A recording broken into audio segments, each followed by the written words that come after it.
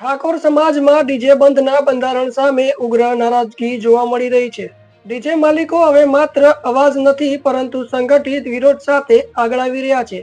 પાટણમાં કાલે રવિવારે યોજાયેલી એક મહત્વની બેઠક બાદ મોટો નિર્ણય લેવામાં આવ્યો છે. ઠાકોર સમાજમાં લાગુ કરવામાં આવેલા ડીજે બંધના બંધારણને લઈને હવે સમાજના ડીજે માલિકોમાં ભારે નારાજગી જોવા મળી રહી છે. રવિવારે હેરિટેજ વોઇસ ફાઉન્ડેશન દ્વારા એક મહત્વપૂર્ણ બેઠક આયોજન કરવામાં આવ્યું હતું. આ બેઠકમાં ઠાકોર સમાજના ડીજેમાં મોટી સંખ્યામાં ઉપસ્થિત રહ્યા હતા.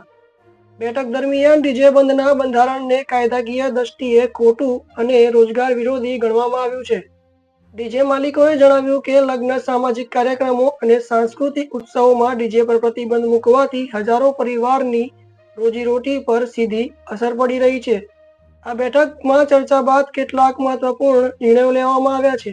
જેમાં સૌથી મહત્વનો નિર્ણય એ છે કે ડીજે માલિકો હવે કોઈ પણ રાજનૈતિક પાર્ટી કે સભા કાર્યક્રમમાં ડીજે સેવા નહીં આપે.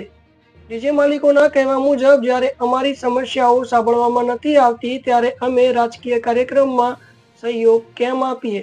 બેઠકમાં એ પણ નક્કી કરવામાં આવ્યું કે આ મુદ્દે આવનારા દિવસોમાં કાયદેસર રીતે આગળ વધવામાં આવશે અને હવે જોવાનું એ રહેશે કે સમાજના ડીજે માલિકોના આ સંગઠિત વિરોધ બાદ પ્રશાસન કે સમાજના આગેવાનો શું પગલાં લે છે. ડીજે બંધ હવે જોવાના બંધારણ સામે ઉઠતો આ અવાજ આવનારા દિવસોમાં વધુ તીવ્ર બનશે કે નહીં તે પણ જોવાનું રહેશે. આ મુદ્દે તમારું શું મંતવ્ય છે કમેન્ટમાં જરૂર જણાવજો. તમે જોઈ રહ્યા છો DMNIT news, digital Gujarat, digital news.